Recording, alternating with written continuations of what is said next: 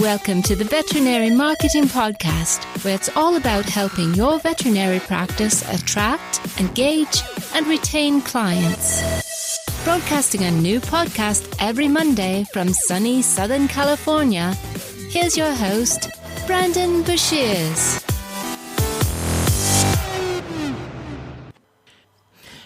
Hey there, everybody. Welcome to episode number 189 of the Veterinary Marketing Podcast. Hope you're having a wonderful, fantastic, amazing day. Today, we are going to be talking about discounting, how to do discounting without bankrupting your brand. I think it's extremely important that you're tactical about discounting, because if you just start discounting, it becomes like a gateway drug. You become kind of just dependent upon running discounts and promotions. Think like Kohl's, for example. If everything's always 40 to 70% off, how do you do discounts? Because it definitely does stimulate sales, but how do you do it in a way that makes your brand enhanced? I know that this is kind of a touchy topic, so I think this is going to be just a great conversation, and it's going to be very valuable for most veterinary practices here. So before we begin, though, I want to mention a few things. First, if you haven't done so already, jump into the Facebook group, The Veterinary Marketing Nerds. If you go to facebook.com/groups/The Veterinary Marketing Nerds, you can get additional help, collaboration, all kinds of things inside there. It's super helpful. So if you ever need any help with anything, that's a great place to go. Another thing is that you should totally subscribe to the podcast if you haven't done so already. If you go to Spotify, Apple Podcasts, or Google Play, you can download and subscribe to the podcast in all of those places. All right, let's jump into today's podcast episode. How do you do discounting without bankrupting your brand? I think this is extremely important, and there's a few reasons why. I know that the mantra inside of the veterinary industry has been consistently, don't discount, don't discount, don't discount. But the truth of the matter is that you have people that are bargain shoppers. You have people who want to feel like they get a deal. I think that first it's important that we kind of separate a few things. We have the cost, which is the price of the services. But then at the same time, we have the value of those services. What is it worth to somebody? And that's completely subjective. And so people like to feel like they're getting a good deal.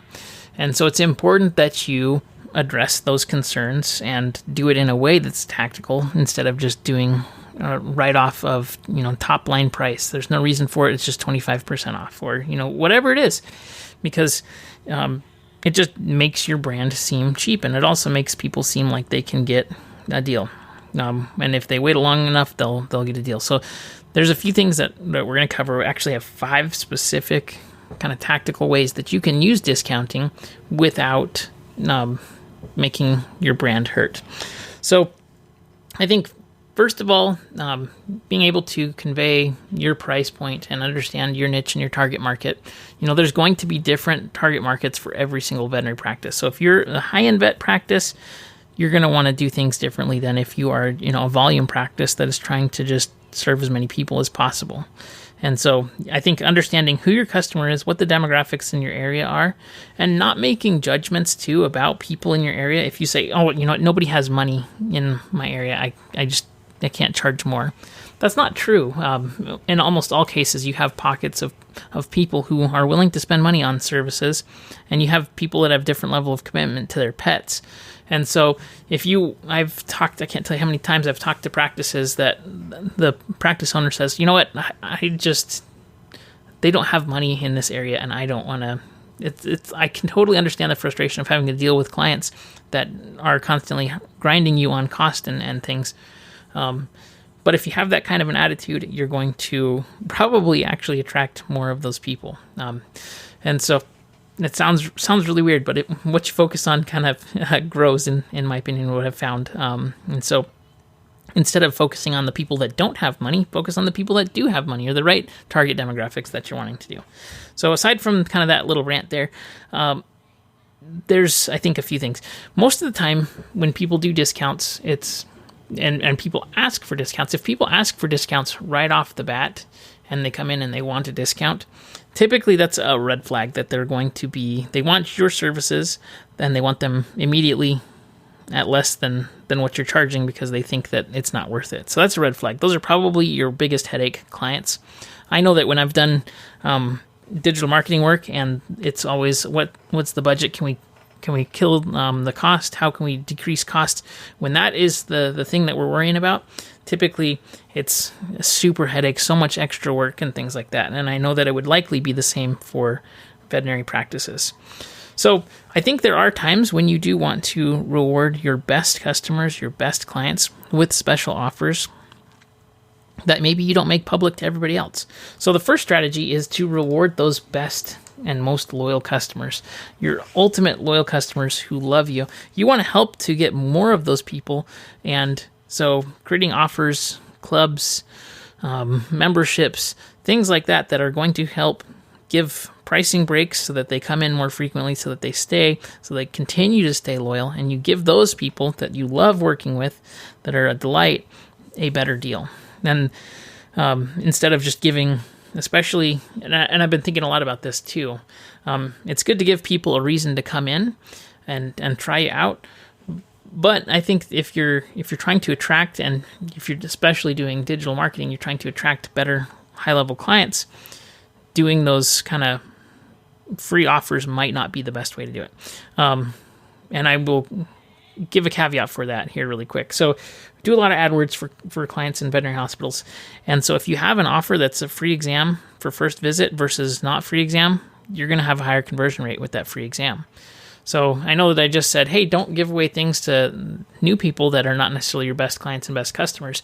I think if you're being tactical with your Google AdWords and you're not targeting people and you're being very careful to not get people that are doing qualifiers like cheap, free, low cost, affordable. If somebody's searching for best vet in my city, for example, and then you have a free offer, somebody's looking for quality there, and then you're saying, hey, let us earn your business, I think that is a good kind of exemption for that rule. And I hope that makes sense.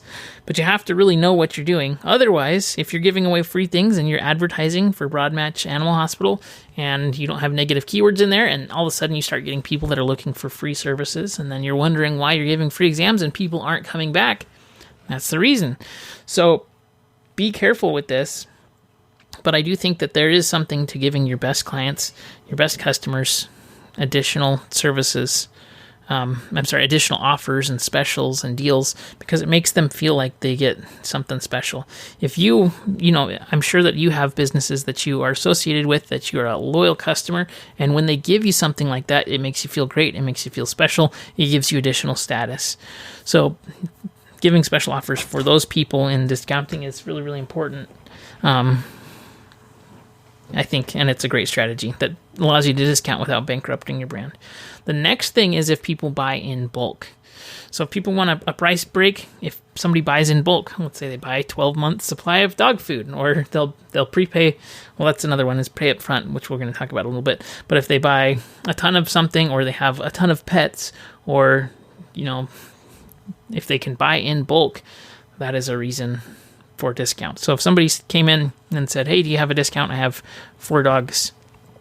You could say, well, are you able to bring all your dogs in at the same time? Can we get all of these things knocked out in one shot? It helps you to increase your average transaction value by a lot. And so you can discount things that don't necessarily have a scalable additional cost, so that aren't fixed cost products, So like, I'm not saying discount actual products that you would sell, but if it's a service thing and you can get 3 or 4 done right in a row, and that they're all there will be less waiting time because they can all get checked in at the same time, they can get checked out at the same time. I don't know how that works because I've never worked in a practice, but I'm just trying to give you ideas here. So buying in bulk is something that makes sense. People understand, hey, if I'm going to pay extra to get more up front, I'll get a better deal. That's how Costco is built upon, right? And it's into mainstream society that if we buy in bulk, we're going to get a deal. And so that doesn't bankrupt your brand by any means. The next idea for doing discounting, why you would want to ever do a discount, is if you're trying to test a new idea, a new program, a new offer, a new special, and that gives... If you, like, for example, if I said, hey, I'm thinking about doing a mastermind group for where people get to call in, and we'll do a monthly mastermind, and I'm not sure if we're going to be doing this. I want to see if this is something that you'd be interested in, and it's going to be $20 a month, right? And I'm just testing an idea that might work. Saying that I'm starting and trying to test it gives a good reason for that discount, to see if you can generate activity, to see if your clients and your customers are going to actually want what it is that you're offering. A good example of this that's done at scale is Kickstarter. Kickstarter is a great way to test out ideas at scale, and so you can make that caveat that, hey, we have this offer, we need to get 100 people to sign up for it if they want to do it. Well, if we can get 100 people to do it, then we'll do this special thing.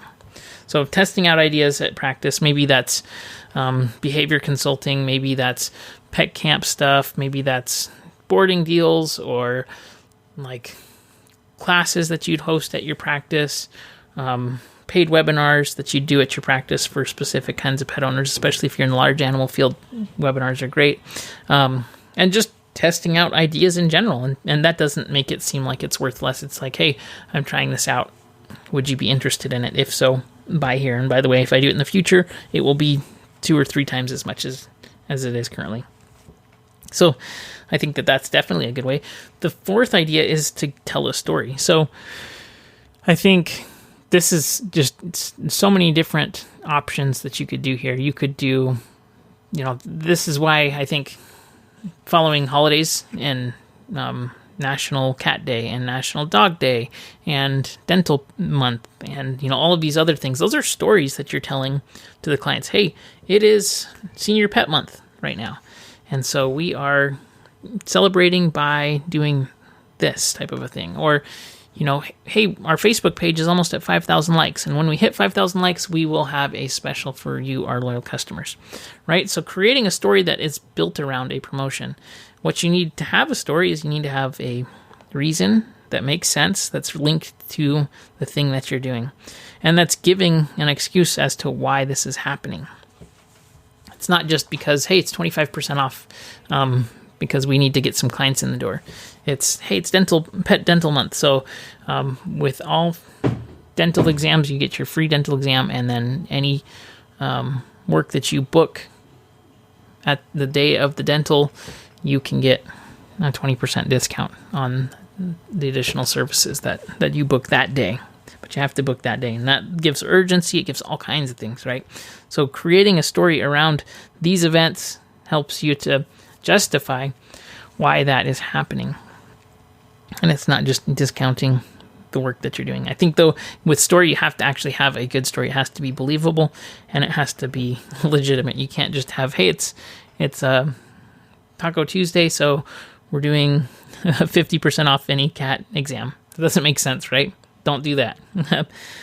The next thing that I think is great and is definitely legitimate is paying up front. So if you pay up front, you get a discount.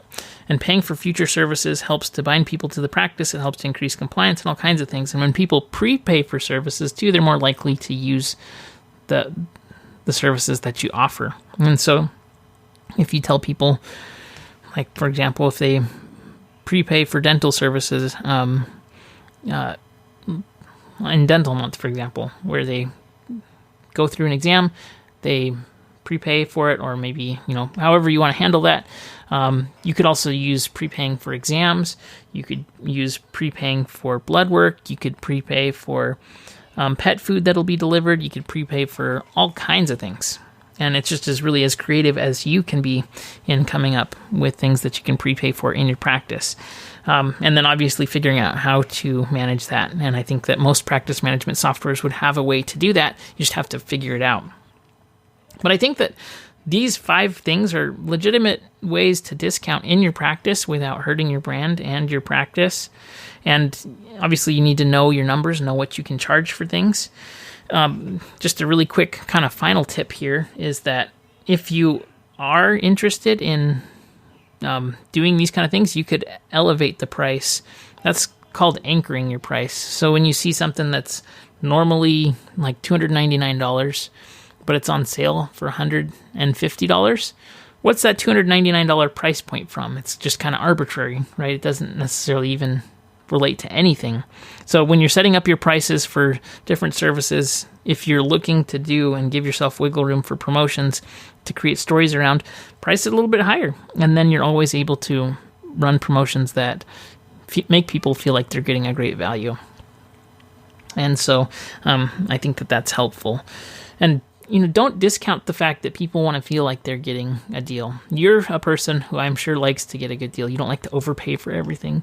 Chances are you have products that you've bought just because it was the cheapest product around, right? If you're buying, let's say, for example, shoes for a toddler. I have a 2-year-old right now. When I'm buying shoes for my 2-year-old, I don't want to buy the, expensive $80 pair of shoes because he's going to grow out of them in a month. Right? I know that he's going to get them dirty and ruin them, and so I want it to be good enough quality, but the cheaper the better, and that's usually what figures out which one I'm buying off Amazon for him. It's which ones are the cheapest that look like they're going to hold up.